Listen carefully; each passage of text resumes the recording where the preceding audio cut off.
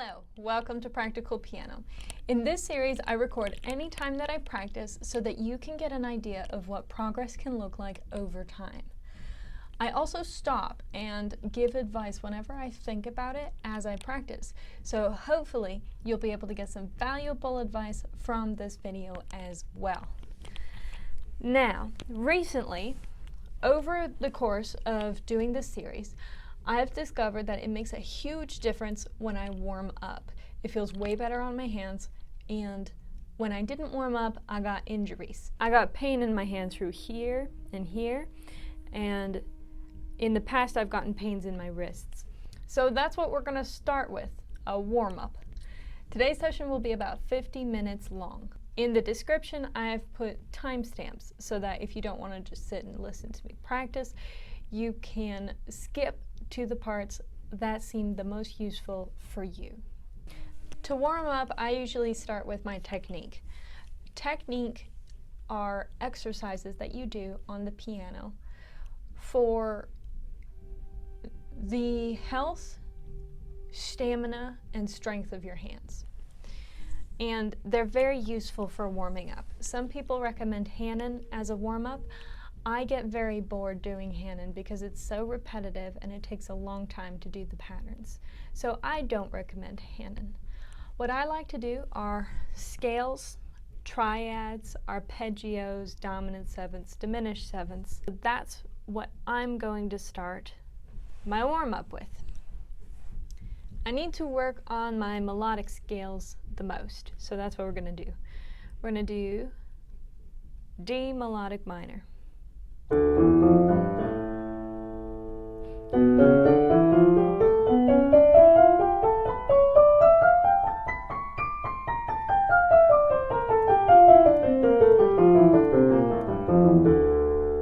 Now I stopped to think there because I have to work on my melodics. They don't come perfectly natural to me, which is a funny joke if you know about minor scales.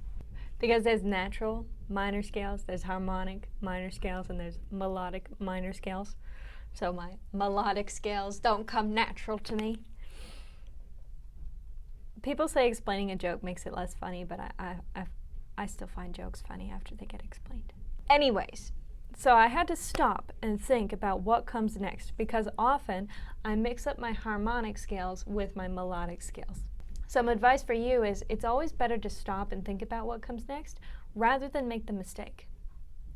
It's easier to fix hesitations than it is to fix mistakes. So we'll do D melodic minor again.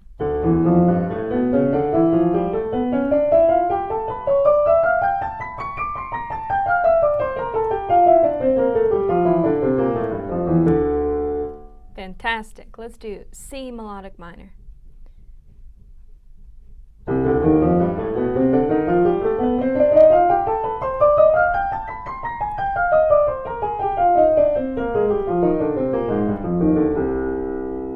In that case, I hesitated before I played because I was picturing what I was going to do up here in the part that determines whether the scale is melodic or harmonic. Let's do it again.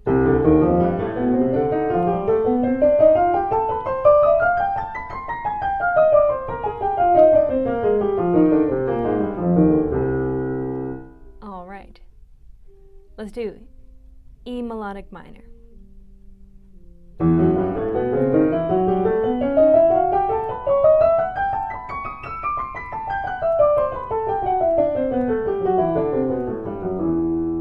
And let's do it again.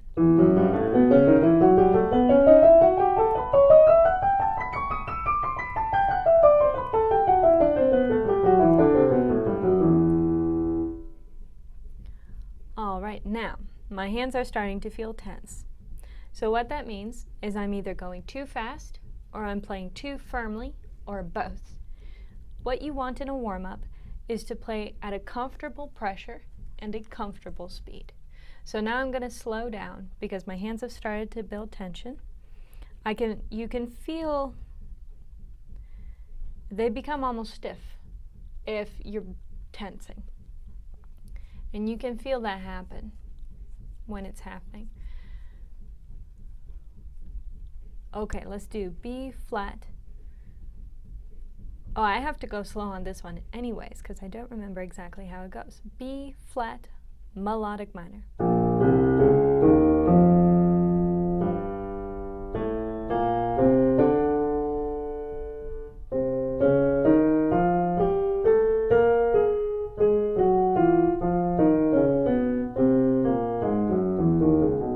That was a total flop. Let's do it again.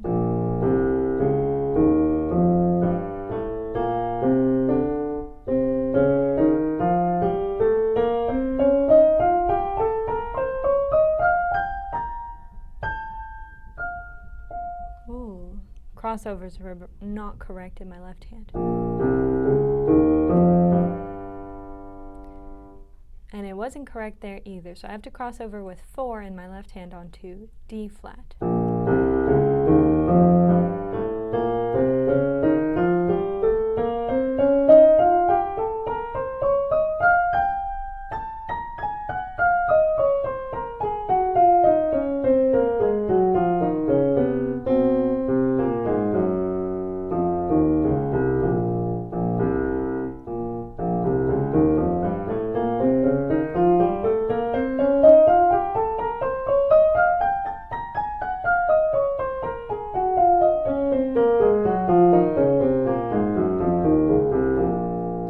Important when you're warming up, what I told you about tension, because if you're creating tension in your hands and you're holding them stiffer and stiffer, the warm-up is supposed to bring blood flow to your hands and to help you be more limber.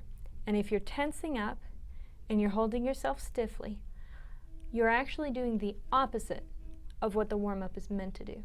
The warm-up is meant to get your hands going so that you can further relax them. And relax is a tough word to use because it doesn't quite fit. When you play, you can't fully relax because your muscles are working in your hands. But there's a difference between doing the work with your hands and doing it with tension. If you picture opening a door, you only want to open a door with as much tension and strength and speed as is necessary to open the door, because if you use too much, you whip open the door, it slams against the wall, you lose your balance, maybe weird stuff happens. So when you open the door, you're exerting only enough muscle force to move the door. And that's what you want to do in your practice. You don't want to overexert where you don't need to. So let's say you have fortissimo. That's overexertion. That's used lots of strength to play fortissimo. But in a warm-up, you don't have to play fortissimo. When you're in a song that requires speed, you use a lot of speed. But if you're warming up, you don't want to use tons of speed when you don't need to. You use enough speed that your fingers get moving and the blood comes to your hands. Let's do G sharp melodic minor. That sounded major.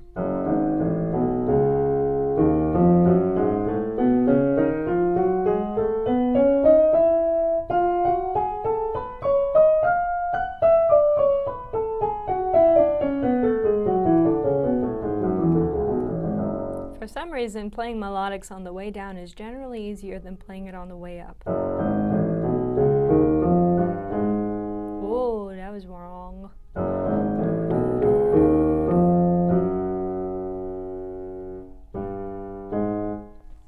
Let me think.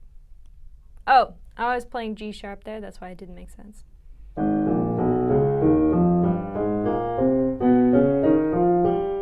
Sorry, I was playing F sharp when I meant to play G sharp, and that's why it didn't make sense.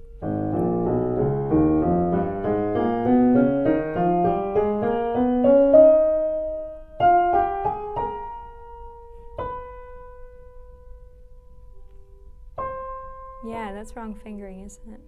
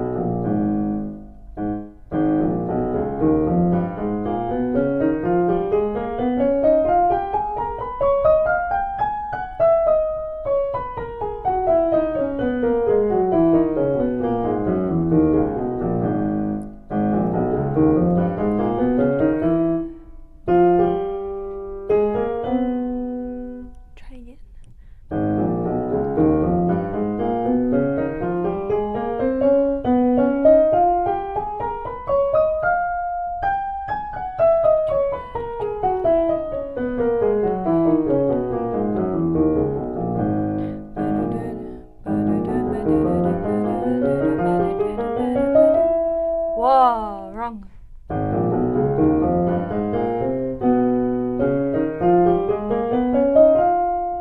Oh, it's my fingering.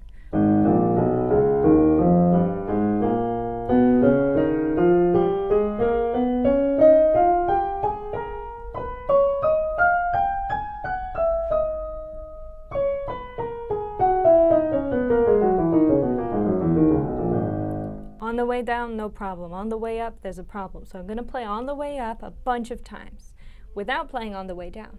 So if you're better at a scale, either going up or going down, the part that you're struggling with, practice that section separately from the other section. Like this. I'm only going to practice going up because that's the only part I'm having trouble with.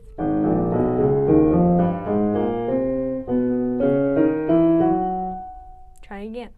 Now, that was too fast for me to recall and be specific and mindful about what notes I need to press.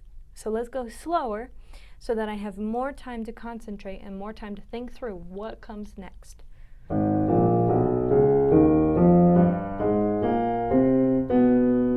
B instead of C. I continue to play C instead, and that's the mistake that I need to fix. Now I need to analyze that. When you process that, especially if you articulate it out loud, it helps you solve the problem.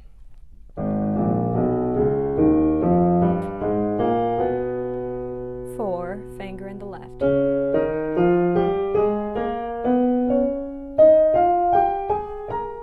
B, four. Different fingers on the way down. It's an E, not an F.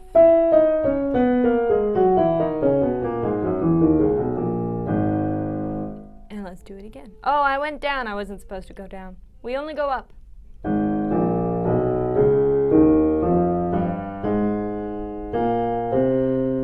Okay, I hit C again. We need B. Let's try again.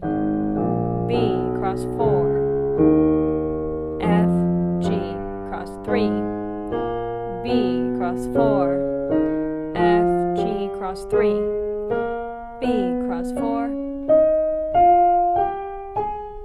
B. That was a harmonic that I played.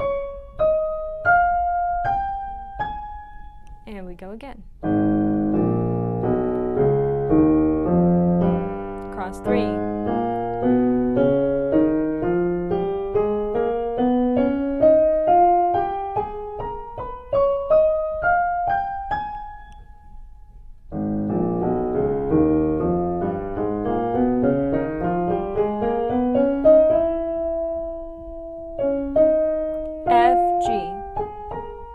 B, cross 4.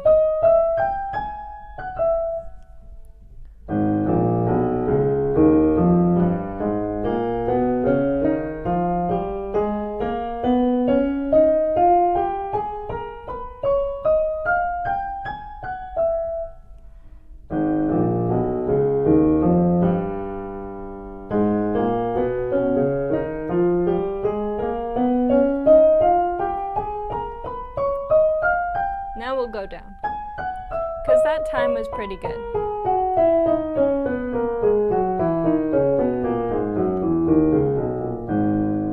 All right, that's a pretty good exercise. Actually, let's do some chords, because if you play chords, you're generally a little more spread out.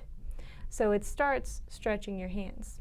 When you play scales, your fingers are in this closed position. Your scales get just your fingers moving mostly. When you play chords, it starts moving the center of your palm, the back of your hand. All right, now let's play dominant 7 starting on D.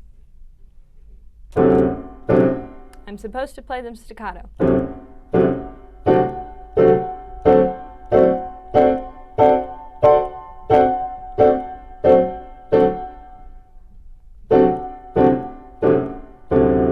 Let's do it again.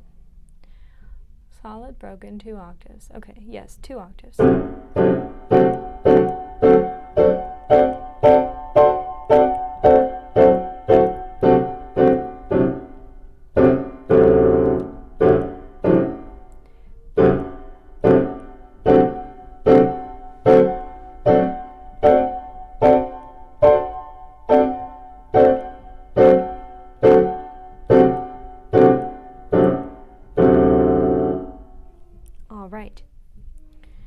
this is what you're aiming for when you're playing solid chords. Solid is when you play all the notes at the same time. So if you play it like this, that's broken. If you play it like this, that's solid. When you're playing solid chords, you're aiming to press all your notes at the same time. So whether you're playing 3 notes at the same time or 4 notes at the same time, you want to press them all at the exact same time. So not like,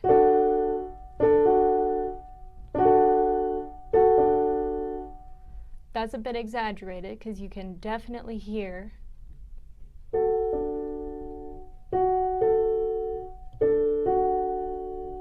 that's not what you want. What you want is for the chord to sound like one sound. So whenever you have to play a solid chord, whether that's in music, like if you're playing 3 notes at the same time, you want to play all 3 notes at the same time. Or if you're doing an exercise, all of your notes at the same time. Let's do F sharp, dominant 7th, and we'll do a broken.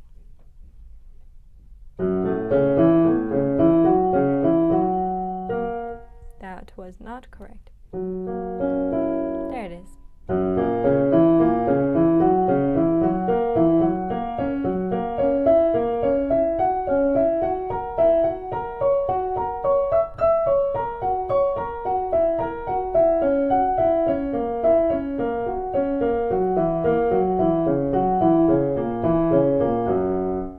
And solid.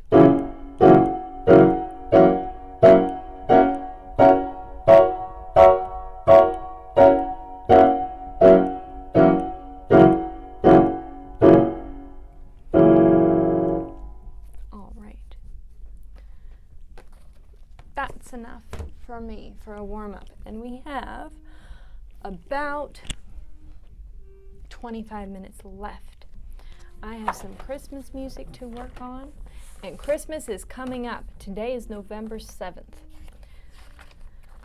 So that means I only have a little bit over a month to practice, more like a month and a half.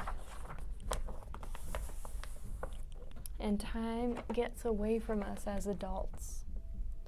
So I've got to focus. All right, this is Christmas Canon by Siberian Orchestra.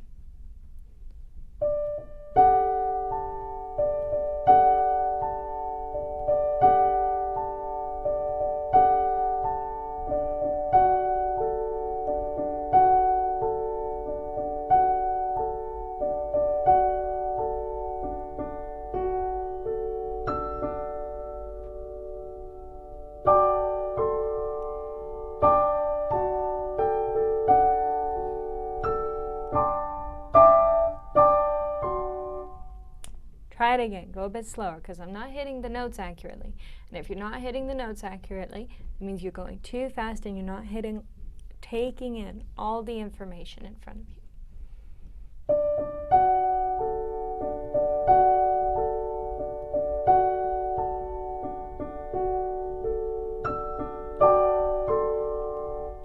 C sharp. And so if I play a C, it's got to be a C sharp, but this is not a C. It's an A. So let's try again.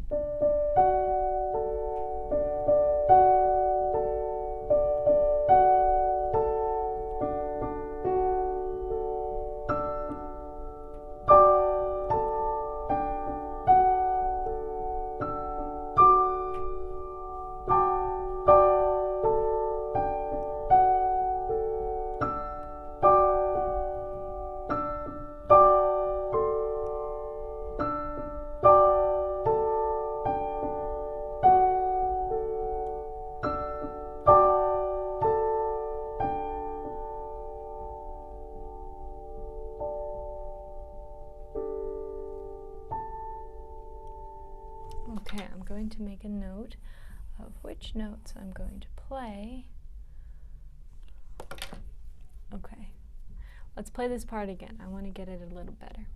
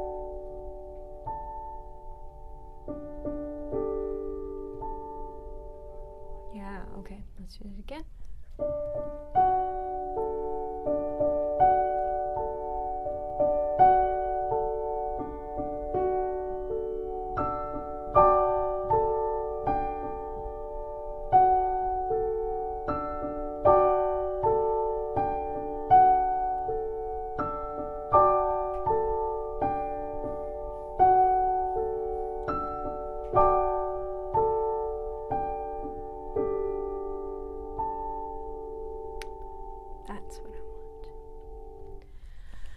The way to practice is you want to practice the section enough that you can play it a few times the way that you want it to be, or at least one time the way that you want it to be. And then if you have more time, you can keep going. But if you don't have time, that's good enough. And then every time that you sit down, you try to get that section the way you want it to be. And what it's like when you practice is, when you first sit down, it's like you're back at ground zero. And then you have to do all this practice to get back to where you want to be. And what happens is that every time you practice, you shrink the distance between ground zero and where you want to be, just a little bit, and a little bit, and a little bit, until then you go to sit down and practice, and you're very close to where you want to be, or you are where you want to be. And that's how you know that your song is good. Because when you sit down to practice it, you get the sounds that you know that you want. So I'm going to play this one more time to see if I can make it sound again the way I want it to be.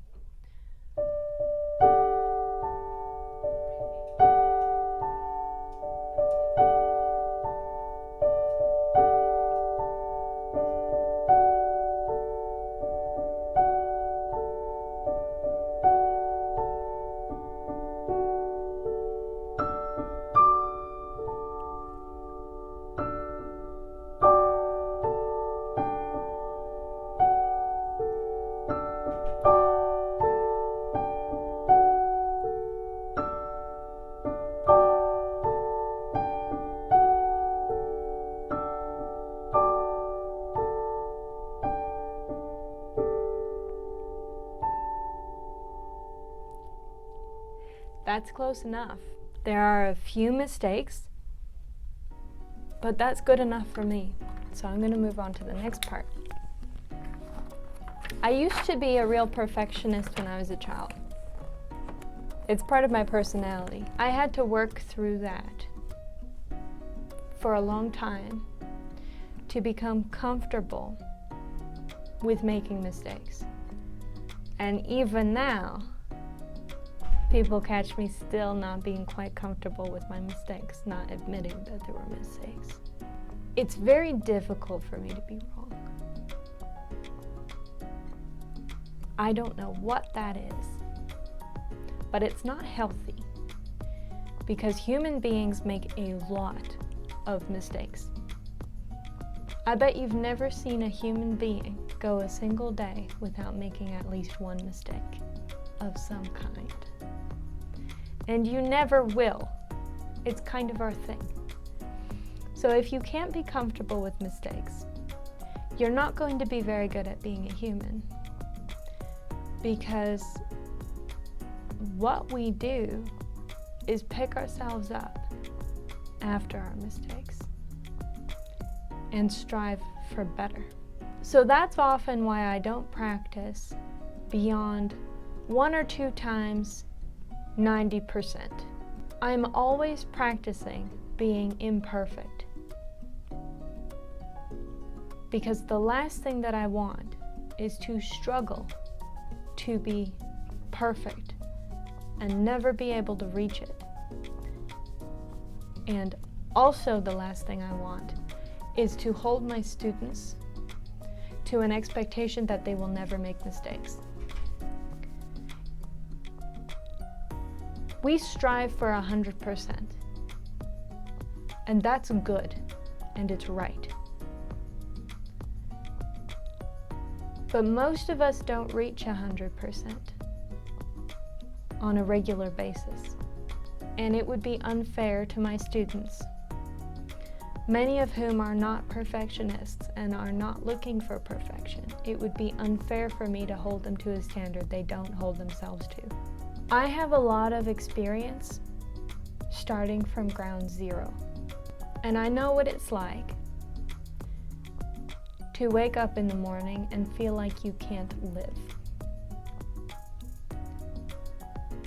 Like it would be impossible to turn and get out of bed, or impossible to wash your face.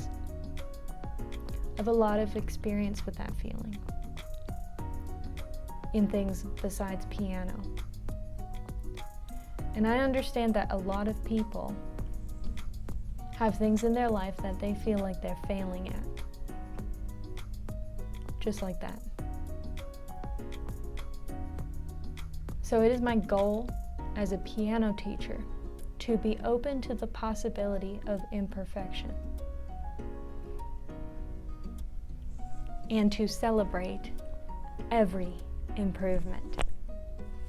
Because I didn't get to the place where I can function in regular routines and create new routines and create new habits and be a hyper-productive person. That took me 6 years to develop with a lot of help. When I became aware that I had that problem. It took me 6 years to get to the place where I can just run a regular day and everything not fall apart. And if I apply that experience when I'm teaching students who are struggling to complete a small song in 1 week, the way that I got here after 6 years was not pushing myself and berating myself every time I didn't do it right. Every time I didn't reach 100%, I treat myself badly. I didn't get here by that. The way that I got here was every time that I was able to finish something, I allowed myself to celebrate, no matter how small. So if the thing that you're struggling with doing is getting out of bed in the morning, celebrate when you do it. And don't put yourself down because you're such a bad human that all you can do is get up in the morning. Good for you that you made it. Good for you that you're alive today to get up in the morning. And if all you can do is get up in the morning and wash yourself and put a couple things away and then you're done for the day, good for you. You did more than the morning you just got up. This is gonna really resonate with anybody who's been traumatized, been through repeated trauma or ongoing trauma, because you've been trained over time that no matter what you do, everything is going to be horrible and there's no winning. So you need to retrain your brain that every time you achieve the smallest amount of improvement, you're better now, and congratulations. You did it. You're strong. You can do that thing that you were scared of, that felt like pulling a mountain up behind you. You did that. Congratulations. And that's the approach that I want to take to my students. I don't want to be, oh, well, you're not good enough, you need to practice this another week. Or that song's impossible, just forget about it, you'll never be able to do it because you can't even do your basic song. Those voices don't help us. And if you have a teacher who's making you feel that way, you need a better teacher. So invest in yourself by finding yourself a better teacher. That voice will not help you push yourself to be better. It will help you demean yourself so that you feel like a failure unless you're perfect. Don't listen to it. The voice to listen to is the one who encourages you and celebrates with you every time that you succeed. And that is my core drive with students. I want to be celebrating with them. If this week they're 40% good at reading the notes, and next week they're 41% good at reading the notes. I want to celebrate that. Because that's the love I want to take to other people, and it's the love I've practiced doing for myself in life besides piano, it's the same love that I want to do for myself when I am practicing piano. So when I get a part 90%, I'm going to feed the part of me that celebrates. And I'm not going to be feeding the part of me that says, you're not good enough because it's not 100%. This message isn't for everybody. Because many people, maybe not many, a section of people want perfection. They strive for perfection, and they want to get it, and they want to display it for the whole world to see. And these are the types of people that you're going to see performing what seem like immaculate songs, because they have poured 9 hours a day into their music, and they have somehow structured their life around their music so that they can perform perfectly in a concert. Good for them. And this message is not going to resonate to them because they're not dealing with the overbearing load of pain that sometimes accompanies being a human being, and the overwhelming awareness that you're never going to be perfect. So the message isn't for everybody. And at different times we need different messages. So you may not be in that carrying a mountain up a hill season. And you may need to hear, you know what? You're doing really good, and you need to do better. You need to focus down. You need to work harder at this. You need to improve that. Hopefully the voice that's doing that is also encouraging you and celebrating you when you succeed, because any voice that pushes you and then calls you a failure even though you've succeeded even the tiniest bit, that's not a voice to listen to, regardless of what season you're in. But you may not need the carrying a mountain up a hill message. You may need a different message. And it's good to know that. And you can find that message from Jocko Willink and probably several other people. But if you need this message, I'm glad you were here to hear it. I'm going to get back to practicing. So, we're on page 2.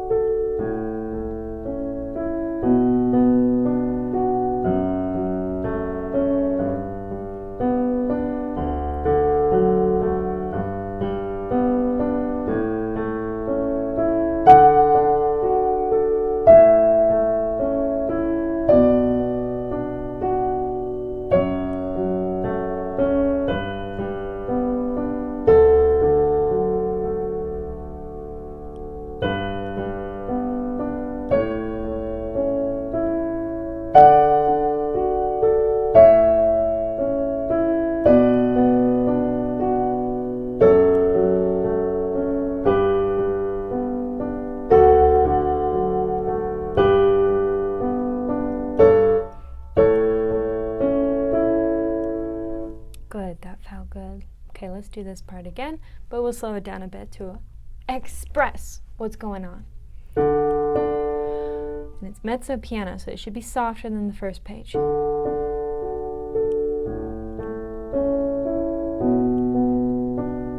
That wasn't much slower, so let's slow down.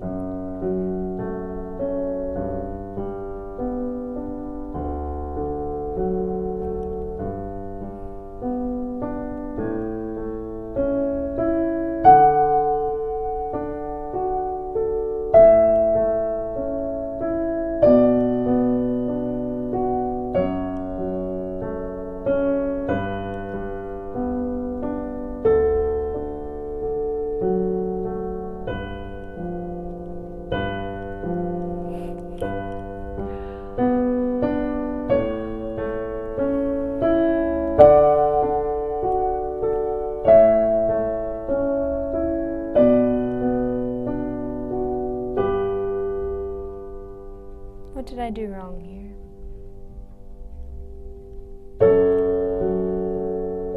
I think I skipped a part. Let's try this.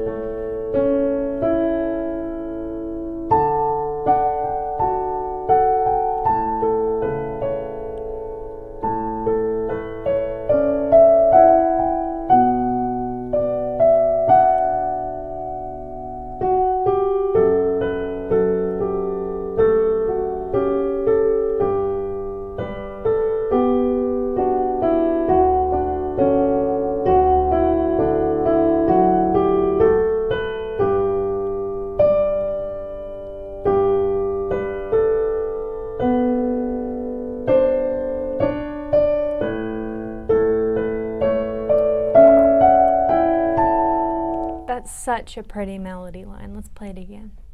But a little slower so I can be more accurate.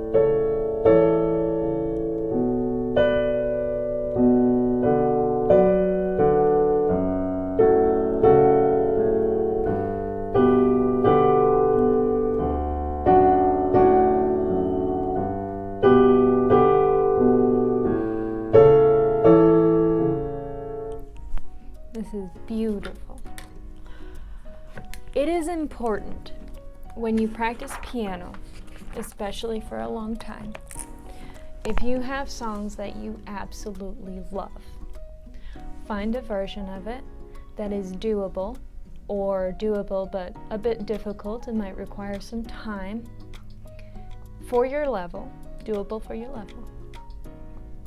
Find a version of the songs you love that you could play, and work on the songs you love sometimes. I felt like it wasn't really important to play the songs that I liked because I had goals and I needed to meet my goals.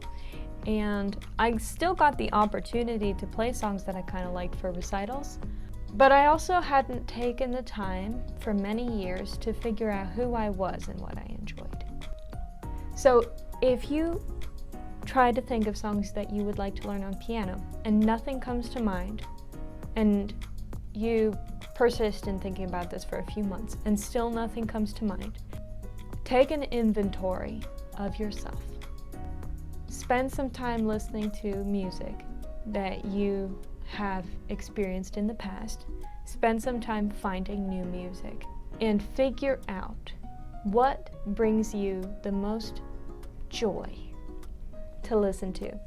There's a difference between groovy songs that we listen to that get stuck in our heads and songs that make you feel joy. It may not be happiness exactly, but it's an expression of a feeling that makes you feel at home. It's the feeling of being at home. This song, I love it. I adore it. It makes me feel full and in my heart. It makes me feel full and alive and happy to be alive. You want to find the song that does that for you. Because there's songs we listen to because, yeah, they're groovy, we like them, but they don't make you feel alive. So spend some time, if you can't think of music that you enjoy, spend some time figuring out what music makes you feel alive. Get copies of that are doable for your level, whether you have to find that as a music store or on music notes or music sheets or MuseScore. There's a bunch of different websites that you can find. I can't remember the one that Pianists Music has hosted on, but I found that very easy to use, and the perk of it is you don't have to buy a subscription. You can just buy the music that you want.